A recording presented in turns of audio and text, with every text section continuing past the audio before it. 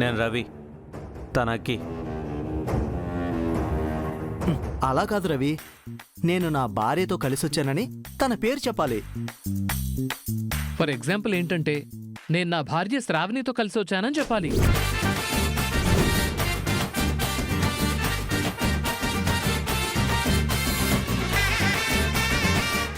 అంటే అది ఎగ్జాంపుల్ కోసం చెప్పానండి. రేయ్, ఇవన్నీ మీకెలా తెలుసురా?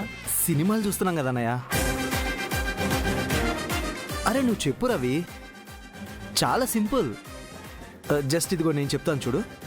నేను చిన్నోడు, నా భార్య సంధ్యతో కలిసి వచ్చాను, అంతే సింపుల్.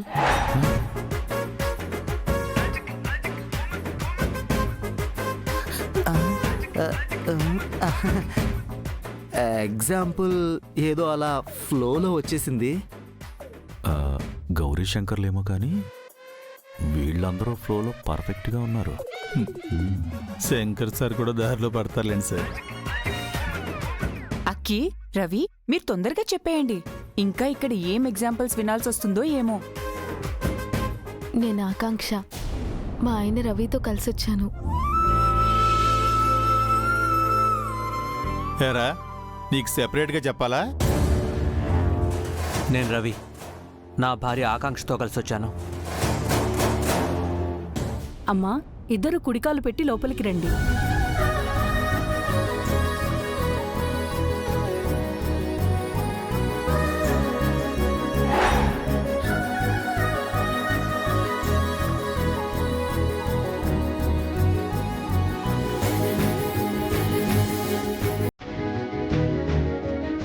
మొత్తానికి కొత్త దంపతులు ఇంట్లో కాలు పెట్టేశారు. రండి మనం కూడా వెళ్దాం.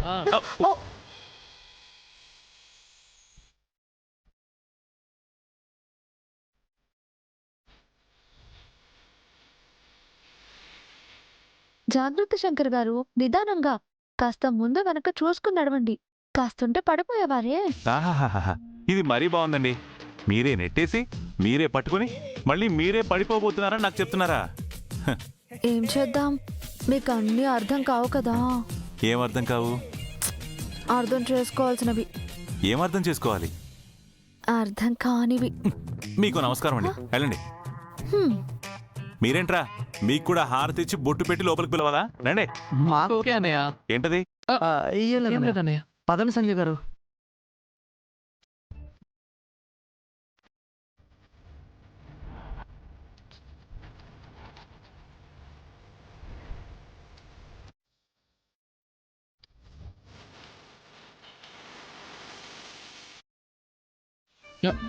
వాళ్ళు వెళ్ళిపోయాక మన ఇక్కడ ఏం చేస్తామండి? పదండి శ్రావణి గారు.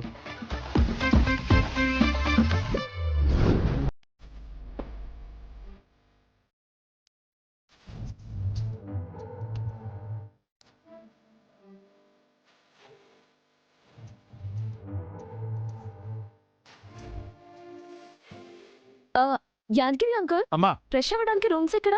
మీ రూమ్స్ అటువైపు అమ్మా, అటు వెళ్ళండి. మరి మా రూమ్స్? మీరిద్దరు ఇటు వెళ్ళండి. మీరు కూడా అటు వెళ్ళండి రా. అభయ్ బాబు వెళ్ళండి, ఇటువైపు వెళ్ళండి.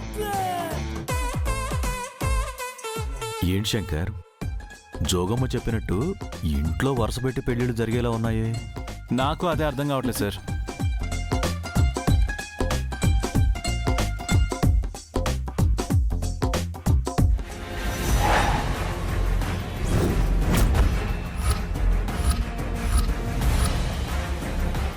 ఆర్యా, గౌరీ గారు, గౌరీ గారు,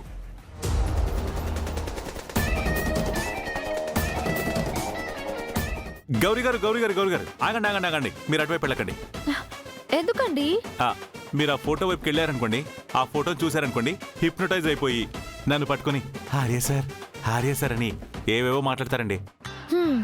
హిప్నోటైజ్ ఏముంది? నేనే తను, తనే నేను. అయ్యే గౌరీ గారు, సండే సార్ చూసారా? గౌరీ గారిలో చైన్ స్టార్ట్ అయిపోయింది. అమ్మో, ఇప్పుడు నా పరిస్థితి ఏంటో. మాయా, ఇల్లు బాగా నచ్చిందా నీకు? నచ్చిన వాడితో ఉంటే ఎక్కడైనా బాగుంటుంది కదా అబ్బాయి.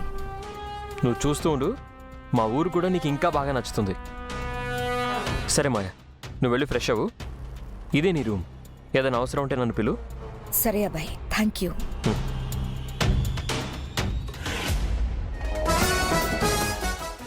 శంకర్, ఎలాగోలా ఊరికైతే తీసుకొచ్చేసాం.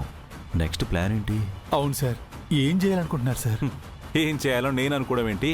ఇప్పుడు ఆవిడ లోపలికి వెళ్ళింది కదా, ఇప్పుడు స్టార్ట్ చేస్తుంది. తగడే తగడే తోమ్ తోమ్ తోమ్ అని ఈ పండకి మనల్ని తోమేస్తుంది.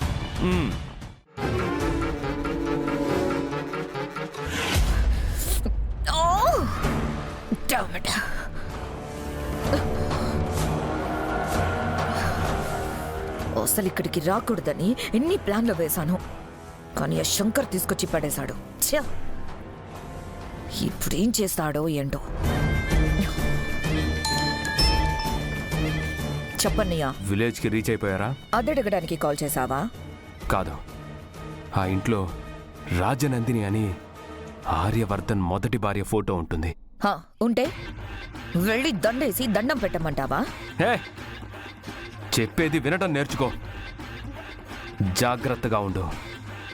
వర్ధన్ కుటుంబం అంతటిని కాపాడుతున్న రక్షణ శక్తి ఆ రాజనందినియే.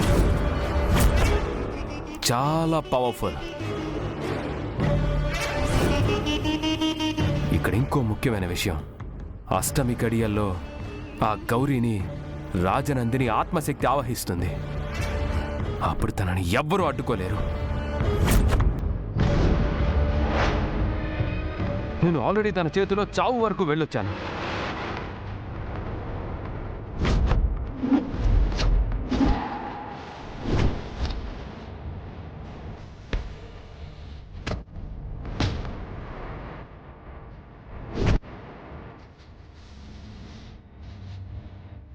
సో నువ్వు కూడా కేర్ఫుల్గా ఉండాలి. సరే అన్నయ్య, అదంతా నేను చూసుకుంటానులే. ముందు మేము ఇక్కడి నుంచి తొందరగా బయటపడేలాగా నువ్వు ప్లాన్ చేయాలి. ఆల్రెడీ ప్లాన్ చేశాను. అక్కడ నీలకంఠం అని ఒకడు ఉంటాడు. వాడిని యూజ్ చేసుకొని మీరు అక్కడి నుంచి వచ్చేయచ్చు. నేను సెట్ చేస్తాను. ఓకే అన్నయ్య, ఏదైనా సరే త్వరగా చెయ్యి. ఎక్కడే ఉంటే ఆ శంకర్ ఏం చేస్తాడో, ఎవరిని ఎలా మాయ చేస్తాడో అని చాలా టెన్షన్గా ఉంది. ఓకే మాయా. శంకర్, నువ్వు ఎన్ని ప్లాన్లు చేసినా సరే నా పంతం నెగ్గించుకుని తీరుతాను.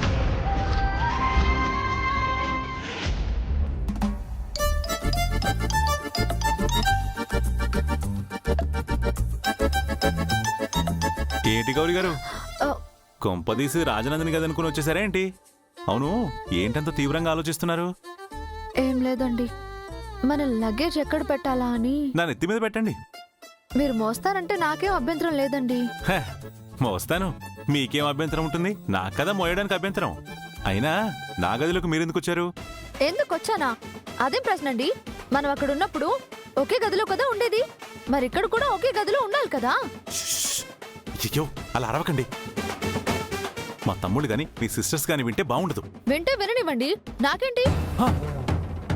వింటే విననివ్వండా? అసలు మీరు గౌరీ గారేనా? అవును, గౌరీనే. గయ్యాలి గౌరీనే. ఇప్పుడేంటి? ఏం లేదు, అప్పుడంటే తప్పదు కాబట్టి ఒకే గదిలో ఉన్నాం. ఇప్పుడు ఇక్కడ అందరూ ఉండగా మరిద్దరం కలిసి ఉంటే నాకు బ్యాడ్ నేమ్ వస్తుందండి. శంకర్ అంటే మంచి పేరే కదా, చెడ్డ పేరేం కాదే. కామెడీ చేస్తున్నారా? మీరు మీ చెల్లెల గదికి వెళ్ళండి. వెళ్ళండి వెళ్ళండి. ఏంటి ఫోర్స్ చేస్తున్నారు? నేను వెళ్ళనంటే వెళ్ళను. ఏం చేస్తారో చెప్పండి. ఏం చేస్తానా? ఏం చేస్తాను? ఏమి చేయను. నేనే పోతాను. కర్మ కర్మ కర్మ కర్మ.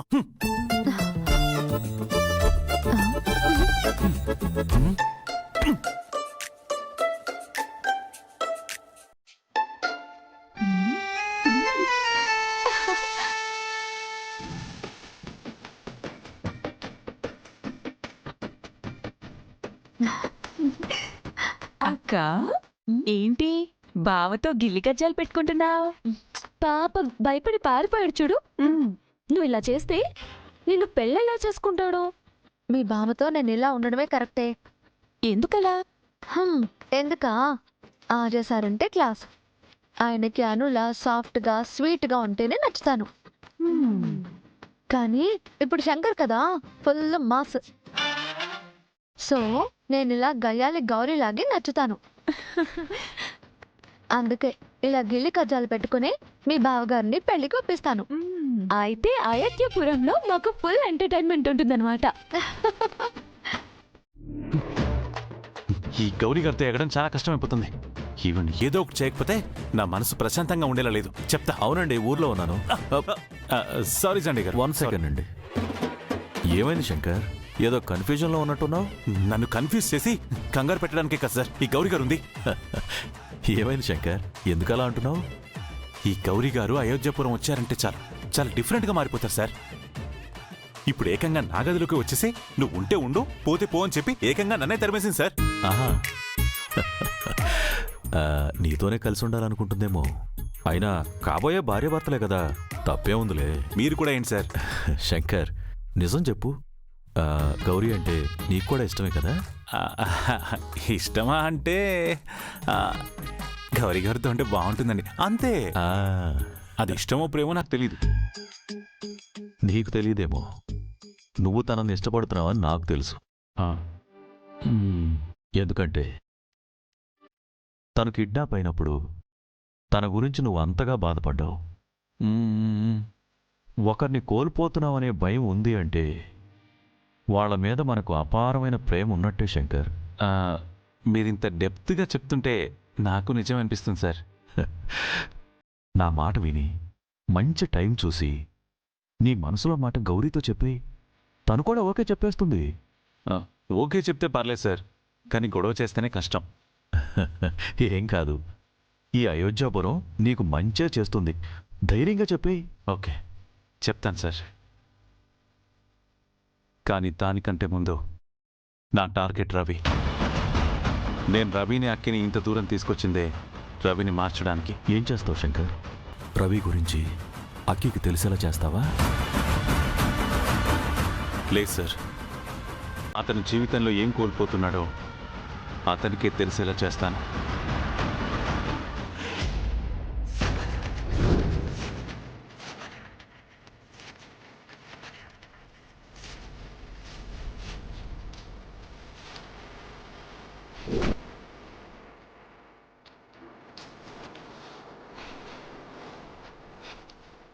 ఏంటంటే అనురాధ ఆర్యవర్ధన్లో గౌరీ శంకర్లాగా మళ్ళీ పుట్టారా?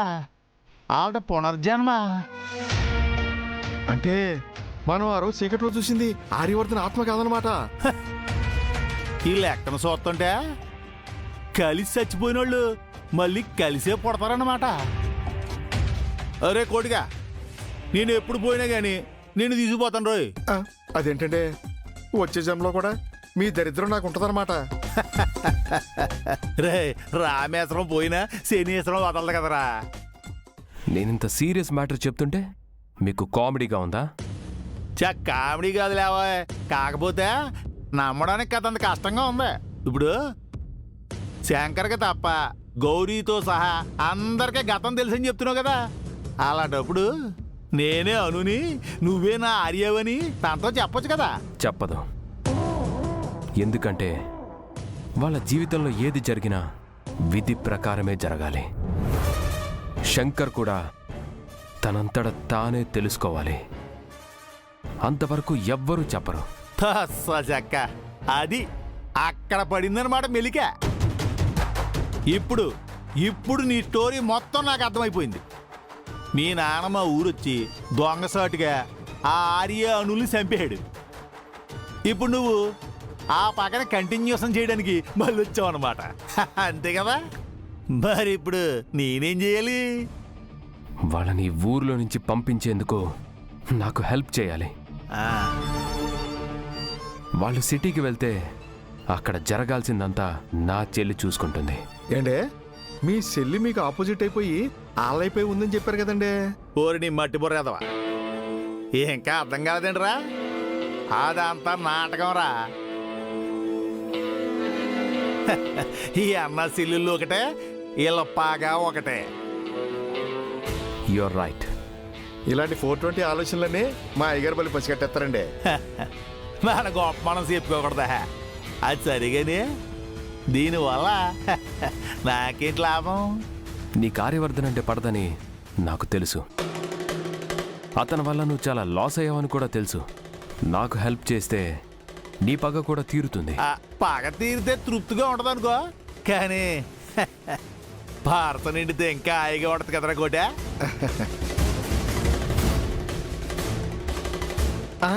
ఏండి గుంటడు మీ నాడి పట్టేశాడండి బాబా.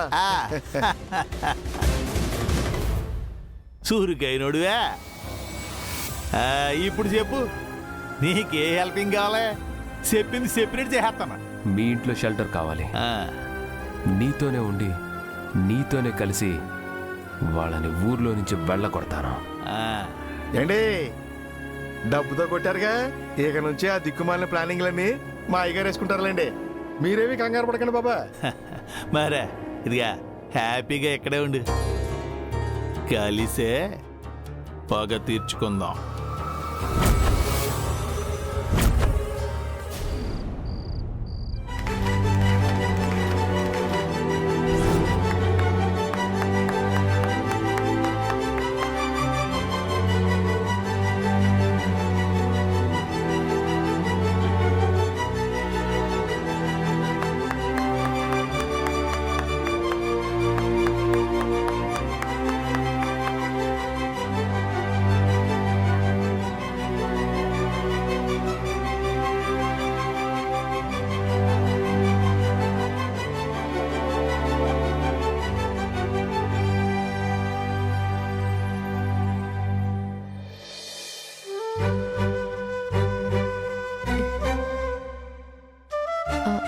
ఏమైంది రవి? నాకు కొంచెం వాటర్ కావాలి. సరే తీసుకొస్తాను.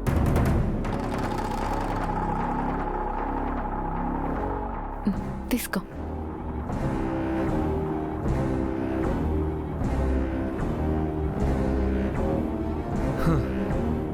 వద్దంటే నైట్ వాక్ అని తీసుకెళ్ళావు.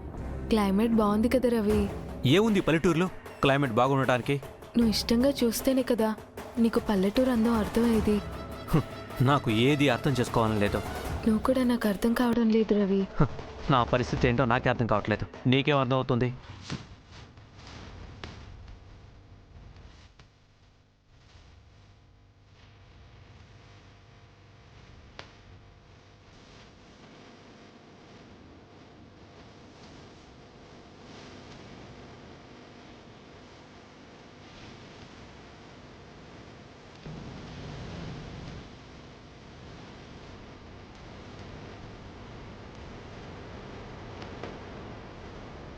ఏ నాన్న ఎక్కడి దాకా వచ్చావు? కొంచెంసేపు నన్ను కోపంగా చూసావు, ఇప్పుడు అటు ఇటు చూస్తున్నావు. ఏం చూస్తున్నావు? అనుబంధాలు, ఆప్యాయతలు అంటే ఎలా ఉంటాయో చూస్తున్నాను.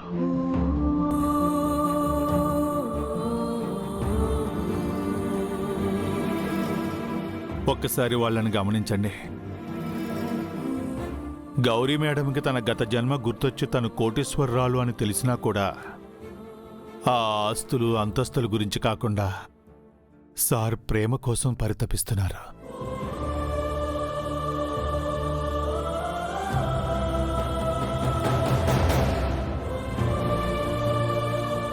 అకీ అభయలు తన కన్నబిడ్డలని తెలియకపోయినా సాటి మనుషులుగా వాళ్ళ క్షేమం కోసం, వర్ధన్ కుటుంబం కోసం, ఒక రకంగా తన కుటుంబం కోసం ఆయనే సైనికుడై పరిస్థితులతో పోరాడుతున్నారు శంకర్ సార్.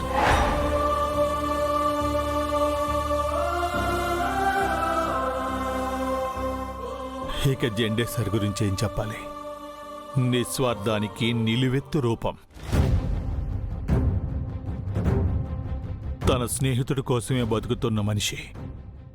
ఇలాంటి స్నేహితుడు ఒక్కడుంటే చాలు, ఎంతటి కష్టాన్నైనా ఎదిరించొచ్చు.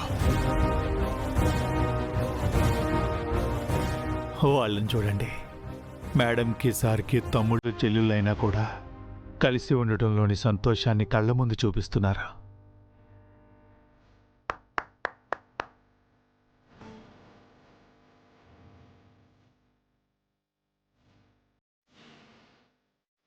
వాళ్ళందరికీ అసలు ఏ సమస్యలు లేవని కాదు, కానీ ఏ సమస్య వచ్చినా ఒకరికొకరు తోడుంటారనే నమ్మకం, ఆ నమ్మకమే వాళ్ళ సంతోషానికి కారణం.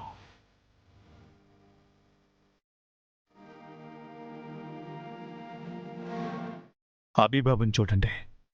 తన అనుకుంటే చాలు తనని మించి ప్రేమిస్తాడు. కానీ కడివెడు పాలను చెడగొట్టడానికి ఒక విషపు చుక్క చాలు అన్నట్టు వర్ధన్ కుటుంబానికి హాని చేయడానికి విషపు చుక్కలు ఎదురు చూస్తున్నాయి.